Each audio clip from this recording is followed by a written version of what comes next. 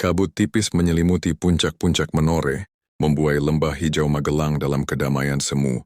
Namun di bawah langit mendung yang kelabu, sebuah proyek raksasa sedang berlangsung. Pembangunan jembatan Mahakarya, sebuah konstruksi beton raksasa yang akan menghubungkan dua sisi lembah. Ratusan pekerja berseliweran sibuk dengan tugas masing-masing. Suara mesin-mesin berat beradu dengan teriakan para mandor, menciptakan simfoni pembangunan yang nyaring. Namun di balik kesibukan itu aura suram terasa mencekam. Matahari seakan enggan menampakkan diri, menambah kesan kelam di lokasi proyek. Bayangan-bayangan panjang tercipta di antara tiang-tiang penyangga, jembatan yang menjulang tinggi, bagaikan hantu-hantu yang berbisik. Bahkan para pekerja yang biasanya ceria terlihat lesu. Wajah mereka dipenuhi kelelahan yang tak hanya fisik, tetapi juga mental. Desas-desus tentang kecelakaan kecil yang sering terjadi, alat-alat berat yang tiba-tiba rusak, dan kejadian-kejadian aneh lainnya mulai menyebar di antara mereka. Ada yang berbisik tentang kutukan leluhur, tentang tanah yang tak rela diganggu. Pak Darto, mandor tua yang memimpin proyek merasakannya juga. Kegelisahan yang tak terkatakan menggerogoti hatinya. Ia melihat kemegahan jembatan yang sedang dibangun, namun di baliknya, ia melihat bayangan-bayangan gelap yang mengancam. Setiap hari, ia merasa semakin dekat dengan sesuatu yang tak kasat mata, sesuatu yang lebih besar dan lebih kuat dari dirinya. Proyek jembatan Mahakarya, yang seharusnya menjadi kebanggaan, kini terasa seperti kutukan yang perlahan-lahan menjeratnya. Langit mendung di atas Magelang itu, baginya bukanlah sekadar cuaca, melainkan cerminan dari nasib proyek yang tak menentu. Udara dingin pegunungan menusuk kulit Pak Darto.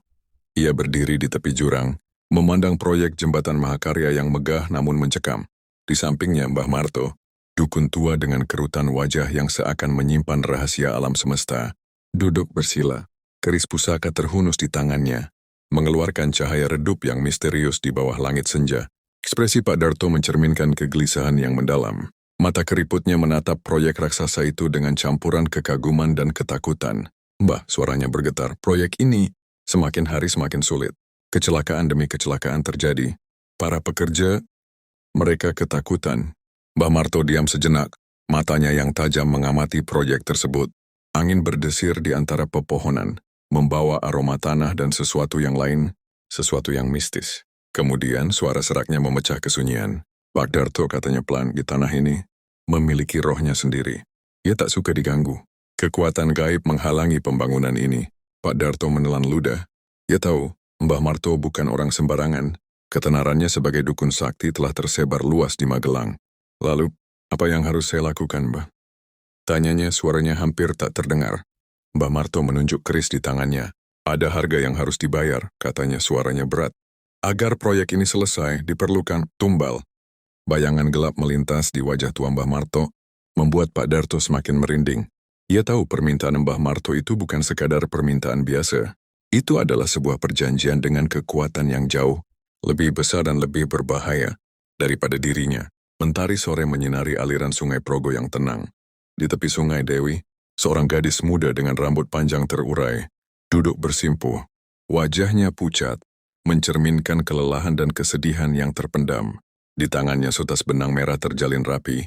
Ujungnya terikat pada sebuah batu kecil yang diletakkan di tengah aliran sungai. Air sungai mengalir pelan, membawa batu kecil itu menjauh. Dewi menatapnya dengan tatapan kosong, namun bibirnya bergerak pelan, membaca doa lirih. Doa untuk ayahnya, seorang pekerja proyek jembatan Mahakarya, yang terancam dipecat karena proyek yang terus terhambat. Doa untuk keselamatan keluarganya, yang hidupnya bergantung pada penghasilan ayahnya. Ekspresinya tenang, namun ada kesedihan yang terpancar dari matanya yang sayu. Ia tahu proyek itu penuh misteri dan bahaya. Desas-desus tentang kecelakaan dan kejadian aneh sering terdengar. Namun ia tak bisa berbuat apa-apa selain berdoa, memohon agar proyek itu cepat selesai, agar ayahnya tetap bisa bekerja, agar keluarganya tetap bisa makan. Benang merah di tangannya merupakan simbol harapannya yang tipis. Sutas harapan yang ia gantungkan pada aliran sungai yang terus mengalir menuju masa depan yang tak menentu. Harapan yang begitu rapuh, sebagaimana dirinya yang sendirian di tepi sungai itu. Berdoa dalam kesunyian. Kegelapan malam menyelimuti hutan di sekitar proyek jembatan Mahakarya. Hanya cahaya bulan yang samar menerobos dedaunan lebat, menciptakan bayangan-bayangan menyeramkan. Di tengah kegelapan itu, sekelompok orang bergerak dengan langkah kaki yang senyap. Di tengah mereka Dewi, gadis muda yang tadi berdoa di tepi sungai, terlihat ketakutan. Tangannya diikat, langkahnya tertatih-tatih. Bayangan Mbah Marto memimpin rombongan itu. Wajahnya tak terlihat jelas, hanya siluet tua yang menyeramkan.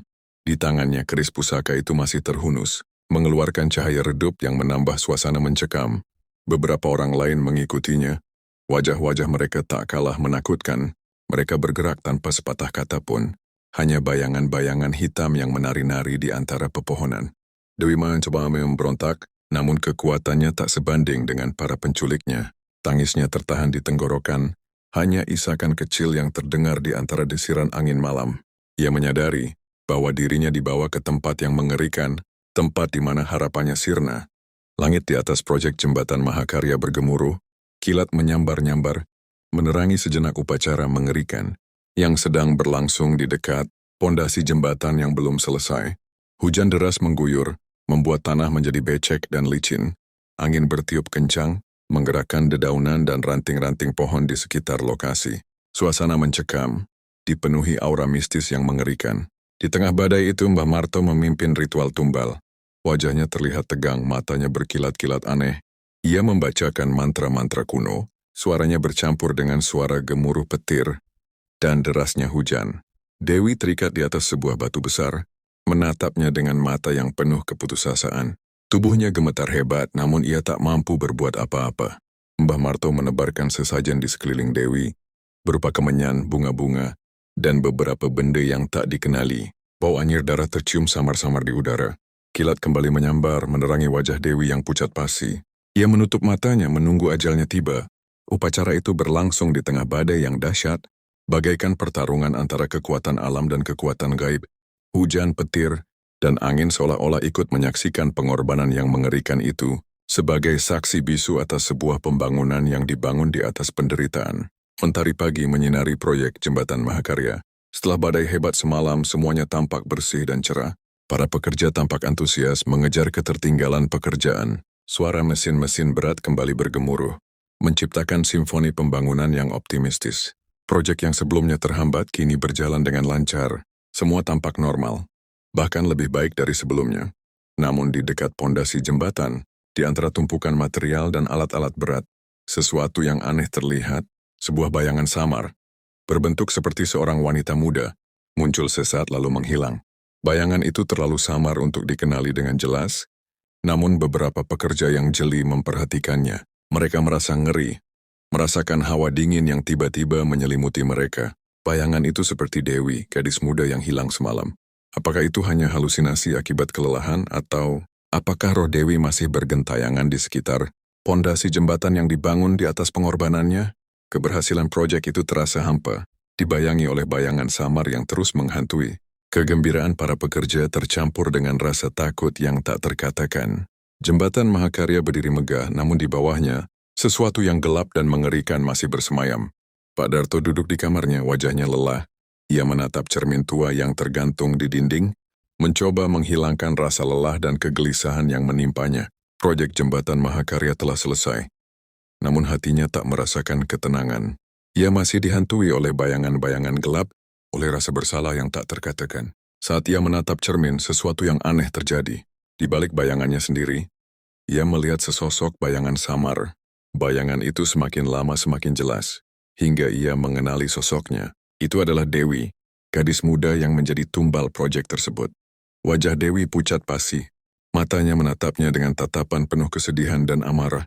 Ekspresi Pak Darto berubah menjadi ketakutan yang amat sangat. Ia mundur beberapa langkah, namun bayangan Dewi di cermin semakin dekat. Rambut panjang Dewi terurai, menutupi sebagian wajahnya yang penuh luka. Pak Darto menutup mata, mencoba untuk menyangkal apa yang dilihatnya. Namun ia tak mampu. Bayangan Dewi semakin jelas, semakin nyata, menyerang jiwanya yang telah dipenuhi dosa. Ya tahu, kutukan itu telah dimulai. Kutukan yang tak akan pernah bisa ia hindari. Cermin itu tak lagi memantulkan wajahnya, melainkan wajah penuh penyesalan dan ketakutan yang tak berujung. Jembatan Mahakarya berdiri megah, menjulang tinggi di atas lembah hijau Magelang. Konstruksi beton raksasa itu tampak kokoh dan indah, sebuah bukti kemajuan teknologi dan kerja keras manusia. Banyak orang yang mengagumi kemegahannya, memandangnya sebagai simbol kemajuan dan pembangunan. Namun di bawah jembatan itu, tersembunyi sebuah rahasia kelam. Di bawah bayangan jembatan yang megah, di antara bebatuan dan aliran sungai yang deras, terdapat sesosok bayangan wanita. Bayangan itu samar, namun jelas terlihat oleh mereka yang memiliki kepekaan lebih. Itu adalah bayangan Dewi, gadis muda yang telah menjadi tumbal pembangunan jembatan tersebut. Ia terus berteriak, suaranya lirih namun menusuk kalbu, suara ratapan yang tak pernah berhenti. Suaranya tak terdengar oleh telinga manusia biasa, namun mereka yang sensitif terhadap hal-hal gaib dapat merasakannya. Itu adalah jeritan kesakitan, jeritan keputusasaan, jeritan yang menggema di bawah jembatan yang megah itu. Bayangan Dewi menjadi kutukan yang tersembunyi, menghantui setiap orang yang melintas di atas jembatan tersebut. Jembatan Mahakarya yang dibangun di atas penderitaan, kini menjadi tempat bersemayamnya roh yang tak tenang. Kemegahannya hanya menutupi sebuah tragedi kelam yang terkubur di bawahnya.